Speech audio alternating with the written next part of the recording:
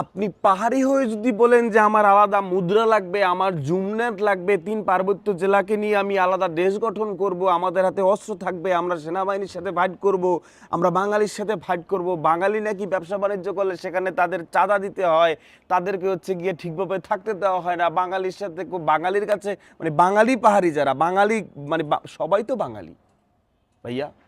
সেখানে যদি আপনি আপনার ছেলে পেয়েদের আপনি ট্রেনিং দেন ফাইট করার, যুদ্ধ করার, তাদের কাছে বন্দুক থাকে, পিস্তল থাকে, অস্ত্র থাকে, যেটা একটু আগে ফোন করে একজন অনেক অভিযোগ করছে যে আপনার মানে বাংলাদেশের মানুষের কাছে সবাই তো বাঙালি ভাই, কি প্যাচ লাগাইছো তোমরা ভাই?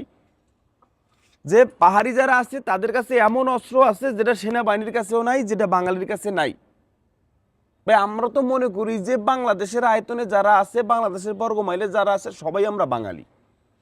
তো এখানে যদি তোমরা পাহাড়িরা হইয়া তোমরা যদি হচ্ছে গিয়ে চাহিদা করো, তোমরা যদি দাবি করো আমাদের আলাদা মুদ্রা লাগবে, আমরা আলাদা দেশ গঠন, ভিতরে তোমরা ট্রেনিং করতে আসো, যুদ্ধ করতে আসো, ফাইট করতে আসো, বাঙালির দোকান পড়তেছে, সেটা যদি আবার চালাইয়ে দেওয়া হচ্ছে গিয়ে তোমরা আবার ওই মূল ঘটনা কোথা থেকে আসছে? মূল ঘটনা আসছে যে এক বাঙালি সে হচ্ছে গিয়ে কি করছে, আপনার হচ্ছে গিয়ে চুরি করতে গেছে, বাইক চুরি করতে গিয়ে তারপর ধরা খাইছে কি কারেন্টের পিলারে তার খাম্বা হচ্ছে গিয়ে ধাক্কা খাইছে, সেখানে গিয়ে পাহাড়িয়ে পিঠে মারে ফেলাইছে।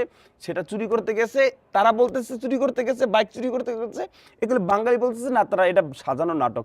আমার কথা হচ্ছে ওখানে কি সাংবাদিক নাই? এখানে সাংবাদিক নাই, সত্য কোনটা মিথ্যা কোনটা ওখানে টকশো বসানো যায় না, ওখানে কথোপকথন নেওয়া যায় না দুই পক্ষের। এবং যেটা ভয়ঙ্কর কথা শুনলাম, ভয়ঙ্কর যেটা তথ্য শুনলাম, ভয়ঙ্কর জানিটা সত্যমত্যা কি বাস্তবতা আপনারা জানেন। আপনারা যারা চট্টগ্রামে, খাগড়াছড়িতে, বান্দরবানের, রাঙামাটিতে আছেন আপনারা জানেন যে ওখান থেকে নাকি এভাবে করতে করতে সেনাবাহিনীর অনেক ক্যাম্প উঠাই দেওয়া হয়েছে।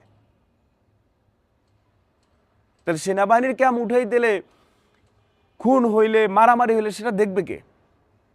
না পাহাড়ে যদি এরপর আপনার হচ্ছে গিয়া এভাবে সন্ত্রাসী থাকে, পাহাড়ি নামে যদি সন্ত্রাসী থাকে, লাউড অ্যান্ড ক্লিয়ার আমরা কিন্তু শান্তি চাই।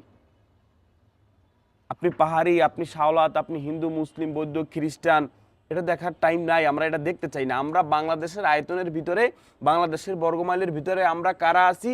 আমরা বাঙালি সবাই, সবাই আমরা কাঁধে কাঁধ মিলিয়ে থাকতে চাই। কিন্তু এর ভিতরে যদি আপনারা দাবি করেন যে আমাদের আলাদা মুদ্রা লাগবে, টাকা লাগবে, আমাদের আলাদা জাতিসংঘ হবে, জাতিসংঘ তো বানাইতে পারবেন না, ওদের হ্যাডাম হয় নাই, মানে আমাদের আলাদা জাতীয় সঙ্গীত লাগবে, আমাদের আলাদা রাজধানী লাগবে, আমাদের আলাদা এটা লাগবে, মানে আলাদা আলাদা ব্যাপারটা কেন আসবে? তা আলাদা যদি হয় তাহলে আপনারা অন্য কান্ট্রিতে চলে যান। আলাদাই যদি হয় তাহলে এটা তো বাংলাদেশের ভিতরে, বাংলাদেশের ভিতরে পাহাড়, বাংলাদেশের ভিতরের মানুষ আপনারা, তো সেই দিক থেকে তো আমরা সবাই বাঙালি। তো এখন আপনি বাঙালি পাহাড়ি হয়ে যদি বলেন যে আমরা মানে শেখ হাসিনার সাথে থাকতে চাই না, এখন তো শেখ হাসিনা নাই, এখন তো ডক্টর ইউনূস স্যার, ইউনূসের আমরা নেতৃত্বে চলতে চাই না, আমরা বাঙালি নেতৃত্বে চলতে চাই না, আমরা আলাদা গঠন করতে চাই, তো তখন তো বাঙালিও চুপ থাকবে না। এবং বাঙালি যখন এখন ফোন করে যেটা শুনলাম, তারা ব্যবসা বাণিজ্য করতে হলে বাহারিকে ট্যাক্স দিতে হয়, তা কিছু না, তাদের কথা না শুনলে হচ্ছে কি সরাসরি গুলি করে দেয়, তখন তো তারাও চুপ থাকবে না, তখন তো রাষ্ট্রও চুপ থাকবে না। আবার শুনলাম যেটা জানি না বাস্তবতা, সেনাবাহিনী গাড়ি ভাঙচুর করে দিছে। এটা সেনাবাহিনী সত্যতা প্রকাশ করুক, তারা মানুষকে জানাক, মানুষকে জানা উচিত, সাংবাদিকদের সত্যতা জানানো উচিত মানুষকে, দেশবাসীকে। যদি সেটাই হয় যে সেনাবাহিনীর গাড়ি তারা ভাঙচুর করে দিছে, এটা তো আরো ভয়ঙ্কর জিনিস। তাহলে তার মধ্যে এটাই তো সত্যতা যে আপনারা পাহাড়ি হয়ে আপনারা 3 পার্বত্য জেলাকে আপনারা এক করতে চান, আপনারা আলাদা পাহাড়ি নামক দেশ বানাইতে চান, তো এটা তো আমরা হতে দিব না। আমরা কোনটা হতে দিব? আমরা সবাই মিলে থাকতে চাইবো, কারণ পাহাড় তো বাংলাদেশের ভিতরে। এখন এখানে এসে আপনারা বাঙালিকে গুলি করবেন, বাঙালিকে শাসন করবেন, এবং ওখানে যারা এখন বাঙালি আছে তাদেরকে শাসন করবেন, সেটা তো কেউ হতে দিবে না।